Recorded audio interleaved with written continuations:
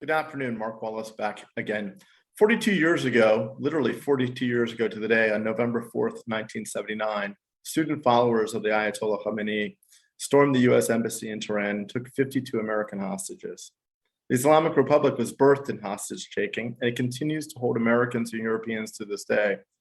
The regime uses the Namazis, Murad Tabaz, Ahmed Shargi, Nazanin Zaghari-Ratcliffe, Anousheh Ashori, and others as human pawns in a monstrous bid to extract concessions from the international community. It's fitting that we hold the UANI Policy Conference on this anniversary of the hostage crisis, as their release should have been the priority of governments around the world. Iran has unjustly detained citizens from the E3 and the United States, which makes the need for effective multilateral action against Iran all the more important to raise the cost of such behavior.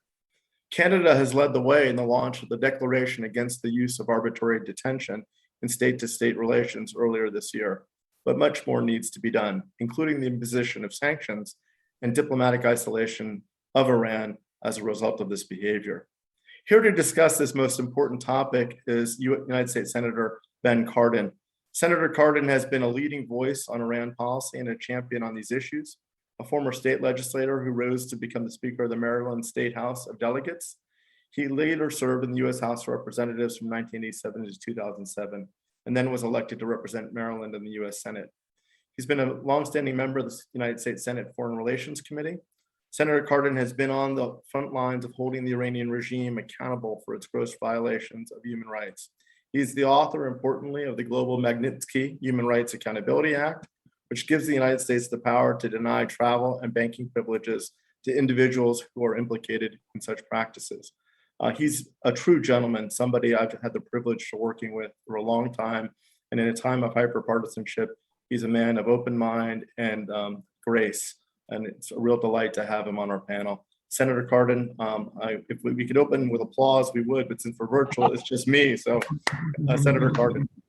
Well, Ambassador Wallace, first of all, thank you for that very generous introduction. Thank you for your friendship, but most importantly, thank you for what you have done for our country. You have served our nation, and you continue to serve our nation. So I really do thank you for your talents being used to strengthen our country. And the strength of America is in our values, and you have been a key leader in making sure that our policies are wrapped in our values. The timing of this particular conversation couldn't be more perfect. I know that you are united against nuclear Iran.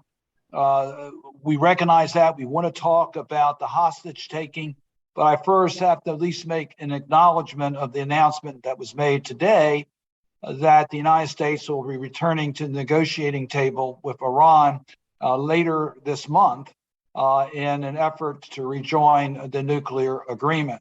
So we have to recognize there's a lot of dynamics taking place as we are having these conversations. And recall that when we started the conversations with Iran about its nuclear weapon program, we were able to get their attention because of the strong leadership in the United States Congress to impose tough sanctions against the Iranian regime. That brought them to the table. And we started those negotiations in the right place, in that Iran would never, ever become a nuclear weapon state.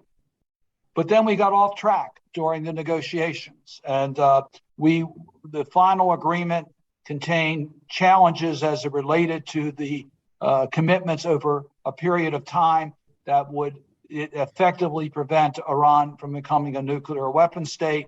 And many of us at the time also raised the issues. Okay, it's true. This is about nuclear Iran, but it's also about Iran's other nefarious activities. What are we doing to make sure that they stop their support of terrorism? What are we doing to protect their human rights? What are we doing about their ballistic missile violations? All these were areas of grave concern, and we said that at least we had a glide path to deal with these other issues. I remember my colleagues who were negotiating this agreement saying, well, we get this done, the others will fall into place. Well, they didn't fall into place. So I mention that because as we are returning to the table, the international table, let's make sure that we get it right. And that is, A, Iran can never become a nuclear weapon state. And B, we're going to insist upon unity in dealing with their other nefarious activities because they are more pronounced today than ever before. And we've seen this over and over again. Thank you for mentioning the Magnitsky sanctions. I worked with the late Senator McCain, Democrat and Republican, to say that we're going to put teeth behind our values and that those who are violators of international standards on human rights won't have the opportunity to visit their assets in our country or to use our banking system. We'll deny them visas and we'll deny them the right to use our banking system. Because you see, the corruption that we saw in the East, they want to use the West institutions in order to protect their assets. We can't let that happen. And it's been an effective tool. So much so that when Mr. Putin met with President Trump, it was the first issue that he raised at the summit. I mention all that because Senator Toomey, a Republican from Pennsylvania, I'm a Democrat from Maryland, are working together in regards to the hostage taking of Iran to make it clear that those sanctions should be applied against those involved in this hostage taking so that we make it personal. They may think that they have the protection of their state, but no, we're going to make it clear that we're going to isolate these individuals as international thugs, who they really are, and deny them the ability to visit our country or to use our banking system. So we are very much focused on trying to expand these tools in our toolkit to go after these activities. So we have seen a significant increase today in Iran of hostage taking. These are Iranians, these are Iranian Americans. These hostage takings are taking place in Iran, and they're taking place on foreign soil.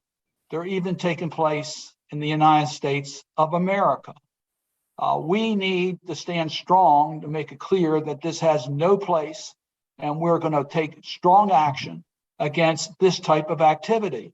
So I'm going to mention a couple names. You know these names: Masa Alanjad, who was kidnapped or attempted to be kidnapped in Brooklyn in the United States of America, right here. I mentioned the name Siama Namaji, who is in prison in Iran today, kidnapped and under false charges. These are people, and I mention names because with Sergei Magnitsky, what happened to him wasn't unique in Russia. Russia was imprisoning a lot of people who were fighting the government.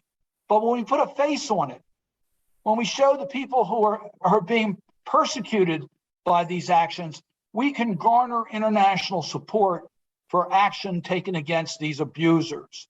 So let us personalize those who have been abused by the Iranian authorities on their kidnapping and make it clear that in their name, yes, we're going to seek individual justice, but we're also going to make it clear that anyone who participates in any of these types of activities are going to be held accountable, because it must stop.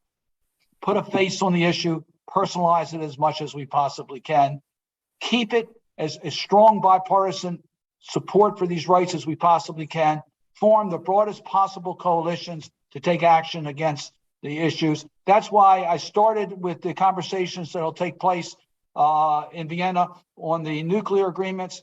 The United States needs to work with our partners, but we need to work with a very strong message against the Iranians to make it clear, yes, they'll never become a nuclear weapon state. We'll make sure of that. But they also need to deal with these other abuses, including hostage taking, and we will take every action we can to make it clear that's unacceptable, and they will never be accepted in a normal relationship unless they deal with these issues as well.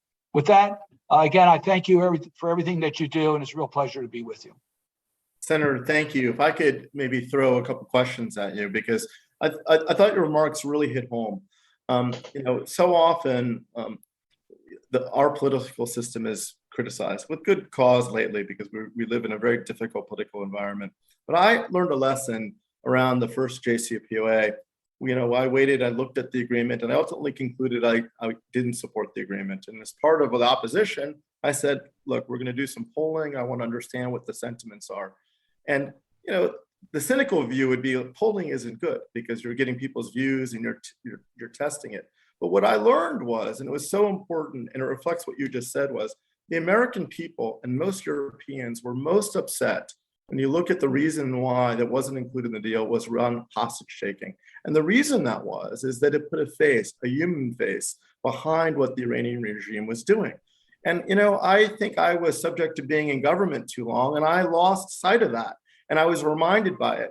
Because you're in elected office and you remember your constituents, you mentioned a variety of issues there that I think that there are many people of goodwill at that table, at that P5+1 table, but do they remember these issues? Do they remember that LGBTQ community members hang from the end of cranes in Iran, that Navid Afkari, Iran's national hero wrestler, was executed for speaking his mind? Do they remember the hostage taking, the panel that we're about to speak about?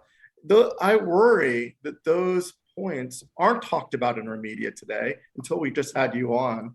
And they aren't being talked about at that big conference table of the P5+1. And how do we use our voices to make sure that those diplomats of goodwill consider these issues, because they are truly important? You're spot on. You're absolutely right. So let's talk a little bit about human nature. Let us talk a little bit about the bureaucracy in diplomacy at the State Department, which is not uncommon among any type of bureaucracy. They look for an avenue to complete their assignment as quickly as possible. So they want to simplify the issues. They want to make the issues as simple as possible. So if you're going into a discussion on a bilat, you try to say, let's get one issue resolved and leave the other issues alone. That's not the way we have to operate. We always have to operate within our values. And sometimes if we can get a trade deal, let's work on that trade deal. And I've just made a good economic agreement with a corrupt country that will use all those profits to undermine our system. But at least we got a trade deal. So we don't think about it in the broader context. So let me tell you, this is why we pass certain laws in Congress. I'm going to give you two examples and one that we're working on. A long time ago, we passed the Trafficking in Persons. Now, trafficking in persons is an obscenity. It really is. And it was near the bottom on the priority list of the United States and the international community, because it dealt with certain elements in their community that they just didn't want to bother with. So what if people were being victimized? They should have taken care of themselves better, which is, of course, these are victims. These are not cooperative individuals who are being victimized by trafficking. But that's what we had to confront. So we passed a law in Congress where we do tier ratings, and there's action against countries that facilitate the trafficking in humans. And now our mission must deal with that issue. They have no choice. The same thing is true with the Magnitsky sanctions. We have a process. Congress can initiate the Magnitsky sanctions. They have to deal with it. It's not discretionary. You have to deal with these issues. And we're now ready to pass legislation dealing with corruption. I can't tell you, look, Afghanistan failed. We can talk about the different reasons. But the primary reason it failed, it was a corrupt government in Afghanistan. The people weren't benefiting from all of our aid. We should have attacked that corruption a lot earlier. And quite frankly, I'm strongly in support of Ukraine. They're under a tremendous challenge from Russia. Russia's going to do everything they can to compromise their sovereignty. But the Ukrainians got to get their government in better shape when it deals with corruption, or they're going to lose the support of their people. And it makes it easier for Russia to come in and take over. We're going to pass a law that's going to require our missions to rank every country in the world on how well they're dealing with corruption with consequences. So you are exactly right. On the Iran nuclear agreement, we look for a simple path forward.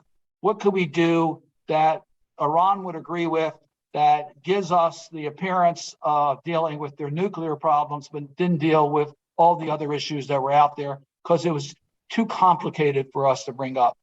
If we would have had a comprehensive strategy going into this with our allies. We had a lot of leverage against Iran because of the sanctions and the impact of the sanctions.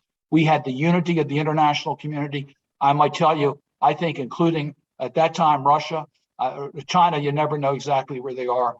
We could have done a lot better. Now, that's not Monday morning quarterbacking. I said it back then. So your point is so well on target. When we use this tunnel vision, you might think you have a victory, but in the long term, you are not accomplishing the objectives. The trade objectives or the security objectives are all part of our national goals that we're trying to accomplish. So don't try to tunnel vision or tunnel deal with these issues. Thank you, Senator. You know, one of the things that I see is there's so much criticism for our legislative processes, sometimes correctly, as I'm sure you acknowledge, but the ugly sausage making of democracy is complicated, frankly, by the fact that you give voice to all those that are affected by the issue of the day. And sometimes there are very big competing interests and there are lobbying influences and people fighting for their cause and their and justice. I find something very anachronistic about the P5+1 negotiations, wherever they are going to be, Vienna or Geneva, because it doesn't include those that are most affected. If you think about it, you know, our allies in the region who are more united than they've ever been, which is a wonderful phenomenon, have a backseat. Those that are effective had the backseat. The Iranian people, in some ways, and the things that are put through had to have a backseat. How do we ensure that our allies, that in my mind, I love our French allies, I love our UK allies, they're great allies, but we have other great allies in the region that are facing the Iranian threat on a daily basis. How do we ensure that their concerns are met? How do we know that their needs are being heard? I mean, what do we do to help project their voices onto that conference table? Well, you're right about that. And we've raised that issue. I've talked directly with the Biden administration on this. You have to have the regional players involved in the process. They're the ones directly at risk and at stake. And yes, it's Israel, but it's also our friends in the region who see Iran as a threat, the Saudis, the Jordanians, you just go down the list that look at Iran as a threat.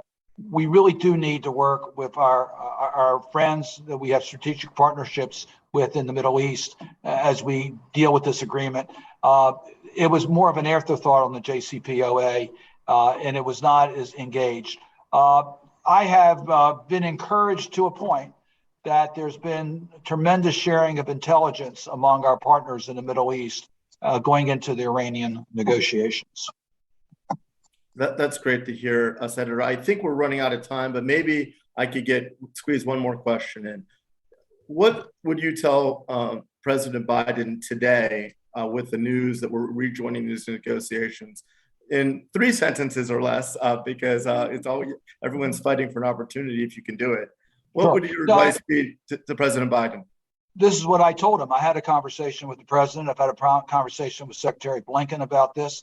So, and Deputy Secretary Sherman, I've talked to them all about this. And it's what I said earlier. In re-engaging, you have to make sure that we have lifetime provisions, that we don't have sunsets. You need to have the support of our allies in dealing with the non-nuclear nefarious activities of Iran. And this is our opportunity to be able to get all of that done. That's basically what we've said, and have a transparent process with Congress on the process and work with our friends and neighbors in the region. And every one of those questions, I got a supportive reply. That's great to hear. Senator CARDIN, I want to thank you so much for your wisdom, your leadership, and we're lucky that we have you there in Washington and in a tougher and tougher times there. So thank you so much. Thank you, Mark. Appreciate being with you. Thank you very much. Yeah. Now we'll turn to 3 former United States hostages in Iran to get a ground truth as to the plight of hostages in Iran. Barry Rosen, who is a great friend of mine and a senior advisor to UANI, is a survivor of the 1979-1981 hostage crisis in Iran. He was the U.S. Embassy's press attaché. Since his release, he has been a leading advocate for those imprisoned in Iran, serving as a founding member of Hostage Aid Worldwide. And he is truly the man that of boundless energy. It's after all these years, Barry, and I'm not saying you're old, Barry, please. You have boundless energy, and your commitment to this cause is bar none. Michael White served in the United States Navy for 15 years and traveled to Iran 3 times as a result of a relationship with an Iranian woman. He was arrested there in 2018. He was released in 2020 in a prisoner swap brokered by Brian Hook, my old friend and colleague from USUN. And last but not least, we have NIZAR ZAKKA. While speaking at a conference in Iran in 2015 on harnessing technology to bridge the digital divide in the Middle East, NIZAR was kidnapped and taken hostage in Tehran, where he remained for 4 years. Released in 2019, NIZAR now advocates for the release of political hostages both in Iran and worldwide, and works to enhance internet freedom and uses technology for peace building globally. With that, we'll take a few opening remarks, and if we could start with Barry, I appreciate it. Good to be here with you, Mark, and with my close friend NIZAR ZAKKA and Michael White. Yes, today is the 42nd anniversary of Iran's violation of diplomatic immunity when it sanctioned the hostage-taking of 52 American diplomats and military personnel. So I'd like to start with a vignette of that period that epitomized our captivity, and perhaps still does, and then move on to what we are facing right now with the JCPOA and the plight of hostages in Iran. I'm going to try to give a human dimension to what U.S.-Iran relations still look like and our relationship in terms of the JCPOA. So one evening in late November 1979, I and 8 of us were blindfolded, taken out of the embassy and put into a van and transported to a large mansion somewhere in Tehran. Once inside, I dislodged my blindfold enough to see French doors and a chandelier that seemed to drip from oil money. I assumed I was in the home of a fled Taghuti, a term Khomeini and his followers coined for the former regime's idle rich. We spent that night sleeping on the icy floor, hands tied. The next morning, my blindfold was removed and I was ordered to stand up in the middle of a vast hallway glittering with metallic curtains and an opulent carpet. 2 masked guards then held me, one to my left and the other to my right, each with automatic weapons, who then marched me along a gauntlet of other makeshift guards, all playing their game of chicken with me. I was then delivered to a desk where a rather heavy-set young man was seated. My guards pushed me into a chair facing my interrogator. Opening a dossier, he extracted a form letter. His demands for my instant obedience got my unqualified attention. He then said in Farsi, he farmodand me, in Persian, which means he commanded me, that he will now count from 10 to 1, and if you don't sign the admission as an American spy and plotter, I will order these men to blow your head off. We have no time for those people who oppose the will of the Iranian people. The countdown was slow, as might be expected from someone who enjoyed playing this particular game. I knew I had no choice, and at that 3, 2, and 1 count, I blurted, Sabako, wait a moment, and I signed my indictment. I was in anguish for days on end. Now, for more than 40 years, Iran has perfected hostage-taking as a political tool and a diplomatic tool. Some have called Iran a hostage factory, and its hostage-taking a business model. But what kind of business is it? Iran uses the arrest of innocents to accomplish a range of political goals. In some cases, it initiates a prisoner swap. Other instances are tied to attempts to recover Iranian assets frozen abroad. Sometimes it's a combination of both. In some cases, hostages were officially permitted or invited by Iranian authorities, such as my colleague NIZAR ZAKKA. Iran regularly demands concessions of all kinds, money, arms, and other policy actions in exchange for hostages it held or were held by proxies like Hezbollah. The Islamic Republic has honed state-sponsored terrorism or hostage-taking into a key foreign policy tool, with business people, tourists, journalists, academics, information technology specialists swept up in this phenomenon. In most cases, revolutionary courts accuse or convict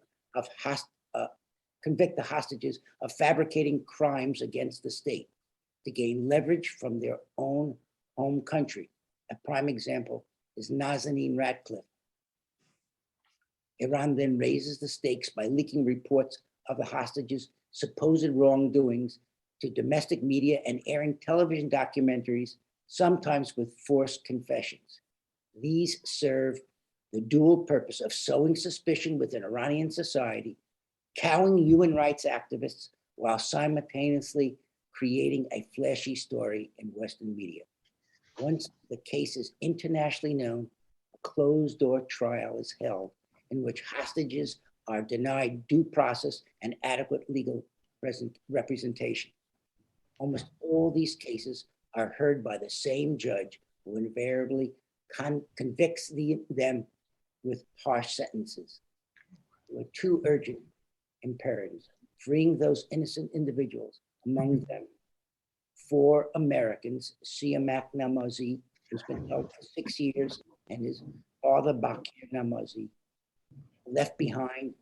both left behind since the 2015 JCPOA, and Murad Tabaz, a well-known, respected Iranian conservationist, and Imad Shargi, a dual national. And second, we need to end this practice. And so far, no government or international agency has truly held Iran accountable, even with the Levinson and the global Magnitsky Acts. While the Biden administration decouples the plight of hostages from nuclear talks, I, as a board member of Hostage Aid Worldwide and the families we represent, reject that approach because it denies the humanity of the hostages, and we call for the release of all hostages before any real negotiations take place. And if any additional hostages are taken at any time by the IRI, then the JCPOA should be considered null and void. So what do we expect for Iran now as we return to negotiations by the end of November? And seen from the perspective of Iran's domestic politics, Iran's hostage diplomacy may be viewed historically as a result of an internal dispute between the so-called moderates who singly wanted to open up Iran and the hardliners led by Revolutionary Guards, courts, and Khamenei's office, who want to monopolize the economy, a unified Islamic government that brooks no opposition, in other words, a second Islamic revolution. With the election of Raisi, the hardliners have won that battle. But what does it mean for our hostages? I think Khamenei sees Raisi as a transition to a younger and more 100% group of people who are completely in line with the new system, the Nizam. In foreign affairs, it translates to a more aggressive position vis-a-vis the United States. Unlike a Western educated Zarif, the New Deal will be, as they say, in our terms. So in the long run, I see that we are in a very difficult situation with Iran. I can only see the Iranian government right now as closely allied with China and Russia. And with the new Shanghai Cooperation Organization, at least Iran hopes to gain Russian and Chinese political support during the nuclear talks. But what does it portend for us who are concerned about hostages in Iran? I think I'd like to point out Dennis Ross's new article in Foreign Policy, in which he states Iran's loss of fear about what they can get away with on their nuclear ambitions is dangerous. It may produce, he says, a miscalculation on Iran's part about whether the US might eventually use military force, and it might be dangerous for our diplomatic outcome vis-a-vis Iran. So I'll leave it up to most of those people who are involved in foreign affairs. But I really feel that we are in a very intransigent moment in our relationship with Iran. And I think that might portend almost an impossibility of getting our hostages released. Thanks, Mark. I'm sorry if I took too much time. No, you absolutely did not, Barry. We're delighted to have you. Let me throw it over to NIZAR, who also has some opening remarks. And it really is so striking to me, this panel. We're talking with my friend from 1979, who was a hostage, to hostages that were hostages as recently as 2 years ago.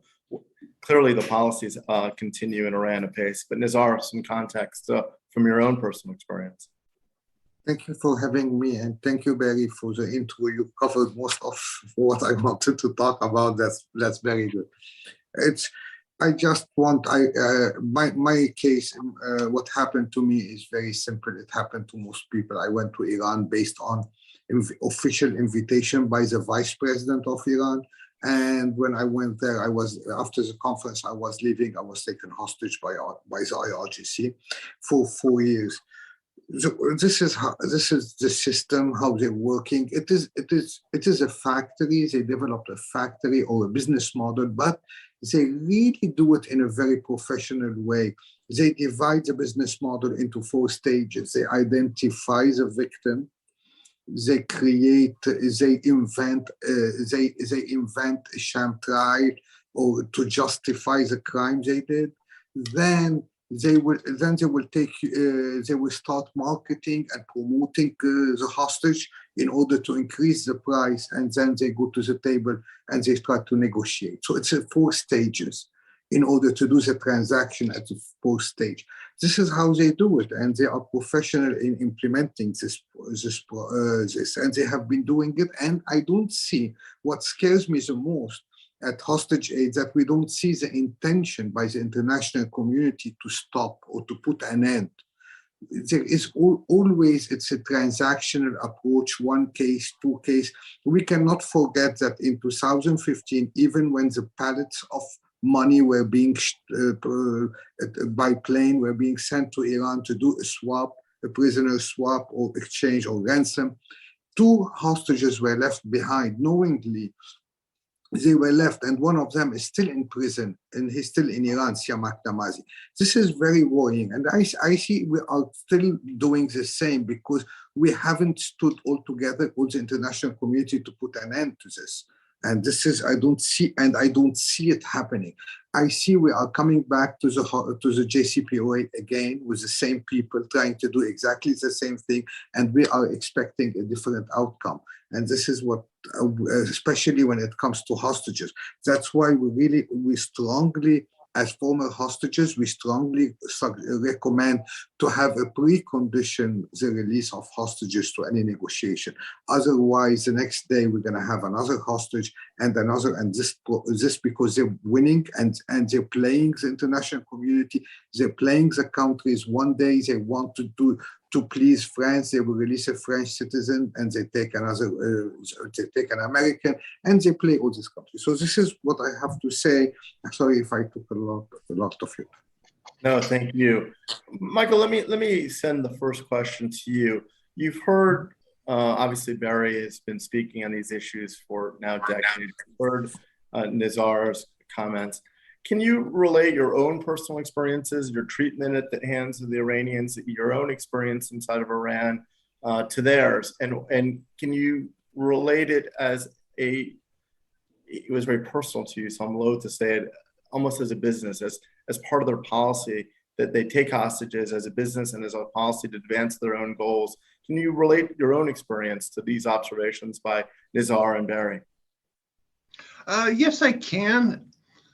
Let me just say that a lot of things that Barry spoke about and the other gentleman, NIZAR, were very similar to mine. Of course, I'd been to Iran 2 previous times. I was in a relationship with a girl, and we were planning to get married. And then we had a short break in our relationship where she stopped talking to me for a while. And then eventually she got back in contact with me and asked me to come to Iran to meet with her, discuss our relationship. She said she wanted to give me another chance to prove myself.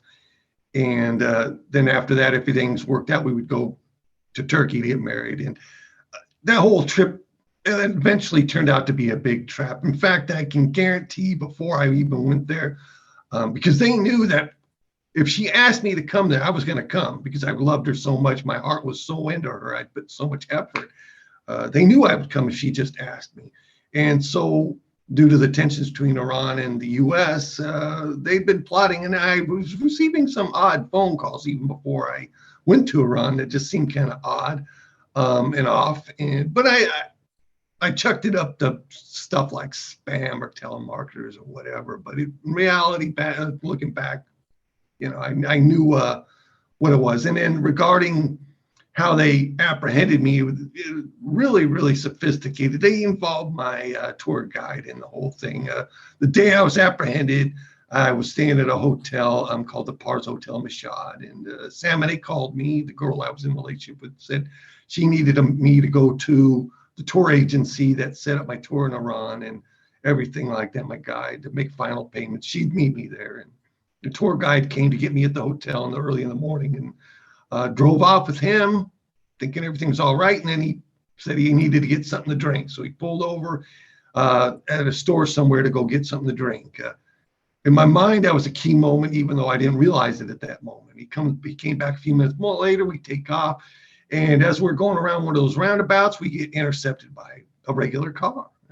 The car cuts us off again, and some guy's waving out the window for us to pull over. Look, regular looking guy. I'm like, what do these guys want? And he said he didn't know he was going to pull over. And then the car pulled in front of us, and 3 men exited, 2 from the passenger side. One of them, when they exited, had a surveillance camera pointed right at me. And then they came up to my door, pulled me out, handcuffed me, blindfolded me, put me in the back of the car. And that's where my ordeal began. And then I was taken to a facility called the Intel Jail. It's administered by the Ministry of Intelligence, and it's a place where they bring people of high profile nature, those they want to accuse of espionage and other high security crimes. And that's where I was placed and put into a small cell and subjected to some of the very same things that Barry talked about. I was blindfolded whenever I was walking around. I was tripped, sexually assaulted, tortured, basically. During the interrogation sessions, I was hitting the feet with the whip. The interrogator, they call them Bazjus. One who was interrogating me brandished a firearm at me and threatened to kill me if I didn't cooperate and write the things he wanted on a piece of paper. That's a lot more than that. I mean, I could tell you a whole host of stories and stuff. And in Iran, they don't really have trials either, by the way. They just have hearings. I could go into how their injustice system works. It would be so. In relation to your question, yes, I can definitely relate to Barry and NIZAR and anybody else. And it clearly was an attempt to take me as a political hostage, to use me as a pawn, and to extort something from the U.S. to get me released. And in general, and they knew that, like I said, that girl, they knew how I felt about her. I know it, and I've seen enough and heard enough to know they pulled her into this plot because her family was having financial difficulties and stuff, and they also threatened her as well. She didn't cooperate, lure me into their trap to use me. In general. Thank you. What an ordeal. So Barry, let me come back to you, and Yes. I think this might be the only bone to pick that I have in anything that you've ever said. But it strikes me in this panel, when you go to 1979 to literally the present day with hostages, that the playbook hasn't changed that much. And it's a brutal, terrible playbook and deeply personal for those that are affected. And hopefully we can talk about it enough, and you all can talk about it enough, that it becomes deeply personal to all of America, all of the West, and all of our allies, so they can hear it. But you did say that one thing in your remarks, and I've heard it before, and I'm not so sure I agree with it. You talked about the push and pull, the tugging between moderates and hardliners, and maybe Raisi is a hardliner in one. And I'm struck by the conversation we have in the press and amongst policymakers every time there's a so-called election in Iran, sort of analyzing the tea leaves surrounding whether it be Ahmadinejad or the smiling sheikh in Rouhani or the hardliner of Raisi. And in my mind, they're all the same. the regime is by and large the same because the tactics are the same, and it really is what is the Ayatollah drives, and it comes out of the Ayatollah and his immediate circle. Certainly, there might be individual voices in Iran, but fundamentally, the policies of Iran and the regime haven't really changed. They've been very, very constant. It's been the West and all of us, maybe present company excluded, that try to see things and take different approaches. But the regime has been quite constant in its malign behavior since its inception. Am I right or wrong? Well, I'd say that, yes, the regime is a monolith. There's no doubt about it. But there are different options throughout the years. Elections in Iran are constrained, absolutely constrained. So the issue has always been whether Iran, in terms of the international community or perhaps a more closed society, keep the revolution going inside. I think you've seen through the years, elections have resolved itself in terms of two different directions. One that's more internationally related and one that's more localized. I think the internationalists have lost, and people or the supreme leader sees it in his own mind that he wants to continue the revolution now without any elections that are really moving in one way or the other. There's only one direction. It is keeping the nizam, the system, going. And that means that we will keep it in a way that we will now institutionalize it with younger, more, I would say, convinced individuals within the system. So it's going to be more internalized than ever before. And that's where I feel that it's going to be more hardline than ever before in terms of negotiations with the United States and with the Europeans too. I think they see themselves as moving away from the Western orbit in many ways and moving to the Eastern orbit, where there are fewer problems that they have in terms of human rights or issues concerning the political order. It's easier to deal with the Russians or with the Chinese. They agree with everything the Iranians believe. So yes, I believe it's monolithic, but the game is now over with internationalizing the revolution. Thank you, Barry. Nizar, it strikes me that our politics in the United States and the West are consumed in some ways by our own problems, our own fights that seem small after hearing the voices on this panel, but they seem to dominate our airwaves every day. But we don't seem to care as much about human rights in the United States. We used to have these thoughtful discussions. I remember in the 2000s that came out of democratic politics, but I was a subscriber of something called the responsibility to protect, that we would go out of our way to protect people that couldn't protect themselves from genocide and the like. Now you really don't hear much debate and discussion about human rights anywhere, much less Iran. And one of the reasons why it was so important to have your voices is that you were a direct victim of human rights abuses inside of Iran. But this is a regime that executed its national hero, Navid Afkari, the famous wrestler inside of Iran, that imprisoned wildlife biologists that were trying to save the Iranian cheetah. You're seeing a country, regime that is willing to persecute its own people brutally. I think this matters a lot because, and I worry, and I discussed it with Senator CARDIN previously, that with no ill will, that our diplomat representatives in the P5+1 at that round table, I don't think they think about this as much as they should. It's not because I don't think that they care, but somehow it's lost in the tunnel vision of trying to seek an Iran nuclear agreement. As an Iranian, as a former hostage, can you tell me in your words, if you agree, why these things matter? Why it matters as Iran is seeking a nuclear weapon, trying to dominate the region, the way it treats others, the way it treats its own people, and engages in human rights abuses. Why does this matter to you? It's surprising why today we don't have a human right on the table. It's not being highlighted on the JCPOA negotiation. It's very surprising why the negotiators are going the way Iran wants, the IRGC. The IRGC do not want any discussion about human rights because they believe human rights is the start of the end of the regime, of the Islamic regime. That's why they don't want. And that's what, it's very painful that we see that the West is not discussing this, it's not talking about it. We don't have any, and it's not one of the precondition or one of the main item. All of a sudden, it doesn't exist. It's really sad. I am Lebanese. I'm not Iranian, but living spending 4 years in Iran, I can see how much pain and suffering they provided. For me personally, they accused me of promoting LGBT in Iran because I had some kind of a program with my organization in Egypt for LGBT. So they asked me that I wanted to be executed because I'm promoting LGBT in the world.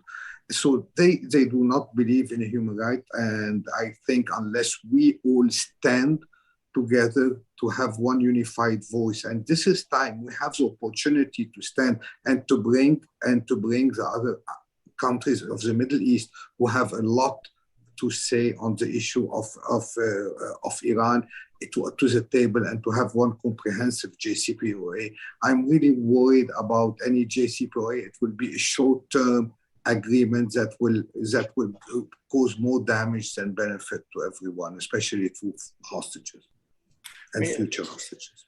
So if I could follow up on that point, the amount of human suffering caused by the Iranian regime in your home country of Lebanon, in Yemen, in Syria, in Iraq, what Ibrahim Raisi is famous for saying that members of the LGBTQ community are savages. Javad Zarif, in his online a leak of his recording, said, well, we don't mind the LGBTQ community as long as they stay inside and don't come out anywhere. President Ahmadinejad said that there were no LGBTQ members in Iran. Of course, the only time that we see reference to LGBTQ community members in Iran is usually, sadly, hanging from the end of a construction crane being executed. So, I think that all these things matter, but it really does describe what the regime is about and the dangers of that regime, the human suffering that's caused by the regime.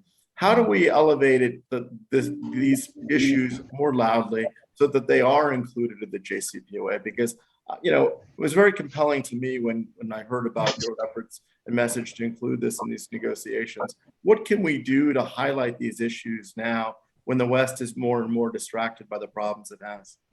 We have, I think it's about time to put both on the table, both file, and to stop the regional influence of the Al-Quds forces of the IRGC, because this is what causing human rights violation in most of the countries of the region.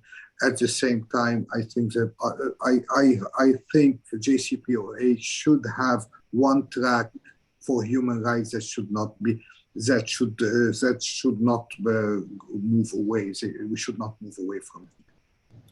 Michael, thank you, Nizar. Michael, how much in your mind, look, it's deeply personal, it was about you, but how much was your being taken hostage a factor that you were a former member of the U.S. military? Was this used against you? Was your identity used in the narrative by the regime targeting a former service member? To a certain extent, they did. I mean, they're aware that I was retired from the U.S. Navy, and there was, they certainly used it a little bit at the intel jail.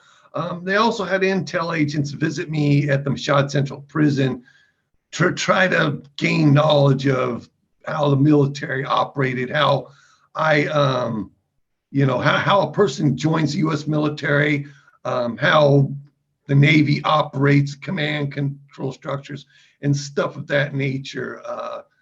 It certainly most likely was a factor in how they also treated me, in the manner of making it look like that my real objective in Iran was espionage related versus versus just going there for the purpose of my relationship with the person I was involved with named Salmonet.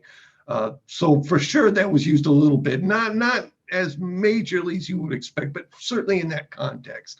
I did want to point out something quite interesting though, real quick, and this is what NIZAR and you were just speaking about regarding LGBT, that sort of thing. When I was at the Evin prison for a brief period of time, a pointless move, by the way, in the cell block I was in, there was actually an adjacent cell block that had housed transsexual, men identifying as women, transsexual, I guess men into female. Sorry, I don't want to get that incorrect or anything how I say that. So apologize if I don't got the terminology correct.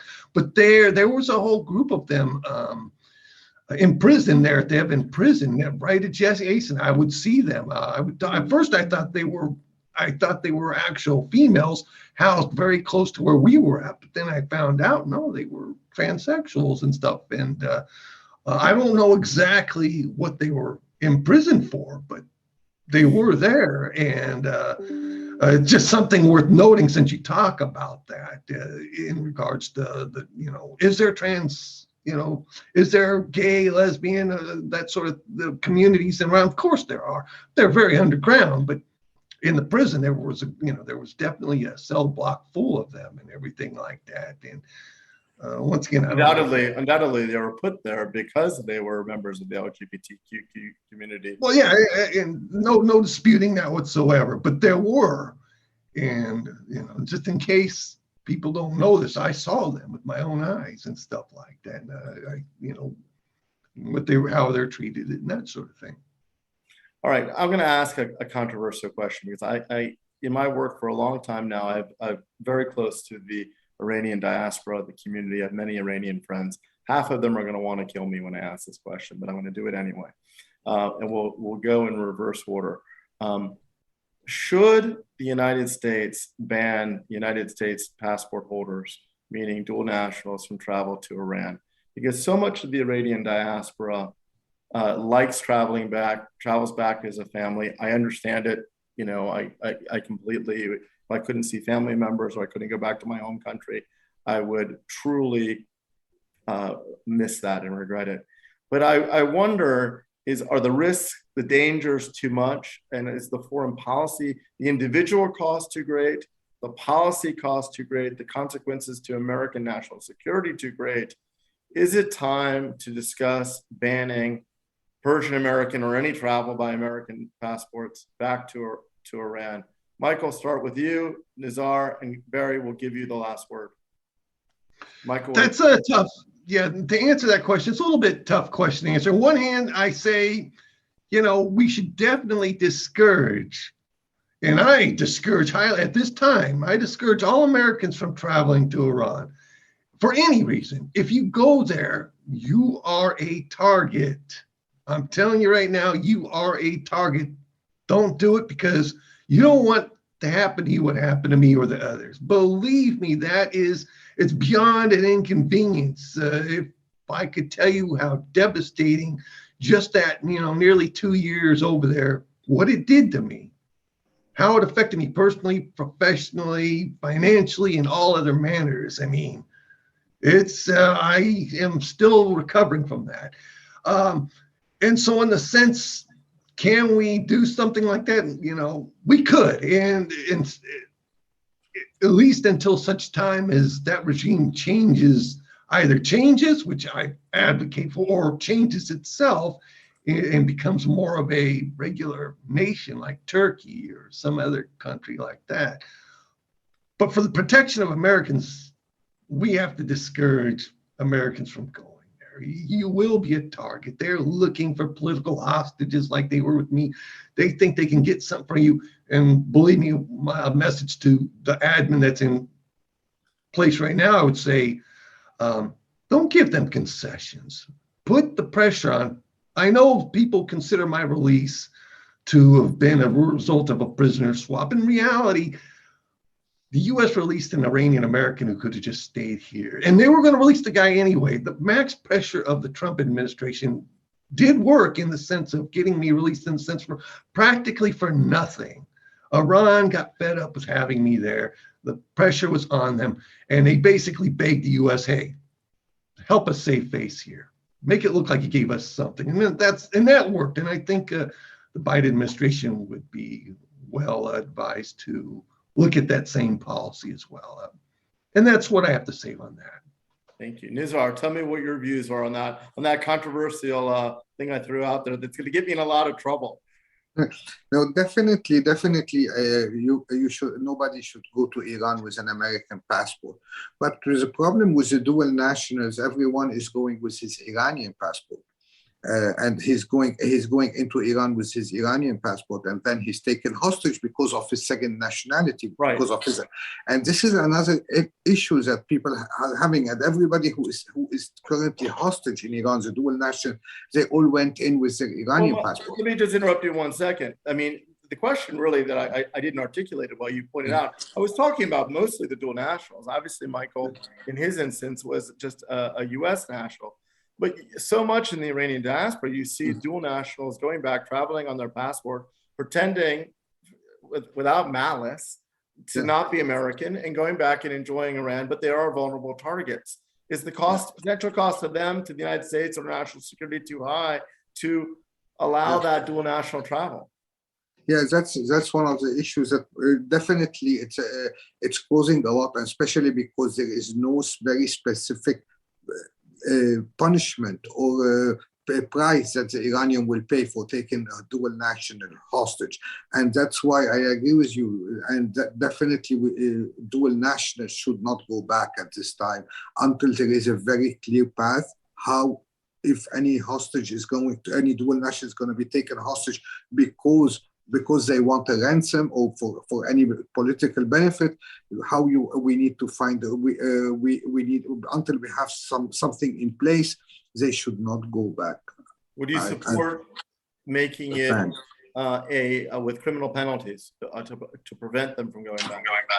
Not so much as criminal penalty, but definitely they should have, and at least they should sign a waiver that if anything happened to them, they are acknowledging that there is a risk of being taken hostage in Iran. And also you want when I was in Iran, Hezbollah came and interrogated me. So this hostage model is becoming, it's spreading also beyond the Iran. All the proxies of Iran are cooperating on this matter. All right, Barry, the last word to you, my friend, and my controversial proposal, and I apologize in advance. I'm trying to get a little bit of controversy here. No, it isn't controversial. I mean, I think that as much as I care about Iran and dual nationals, and I know Iranians they love their families. They do. It's a culture that lives off family relationships. It does. But I do think I may be opposed to what the situation that now stands. I think it should be mandated, and I think there should be criminal penalties, because I think most Iranians will try to find a way to get to Iran, even if we tell them, no, we don't believe you should go. So in order to save Iranian Americans the misery of possible imprisonment and the difficulty that the United States now has in trying to extricate dual nationals, I think it should be mandated. And I think it'll send a message to Iran too. And I think that's most important. We will not stand for you taking any individual hostage. And we have to state that to dual nationals. Please don't go, or else you will be penalized in some way, shape, or form. It's come to that point right now. Gentlemen, thank you. Barry, Nizar, Michael, it really is the human face over multi-decades from the dawn of this regime to show the tactics to what they do to their guests, what they do to their own people, and to various affecting human rights across their country. So very, very powerful stuff. And I hope the diplomats that we admire at that P5+1 negotiating table, hear these voices, hear what you had to say, and include this discussion as they attempt to embark upon hopefully a much longer, much stronger JCPOA that includes many of these issues, addresses these issues. Thank you all very much. Thank you. So much. Thank you. Thank you.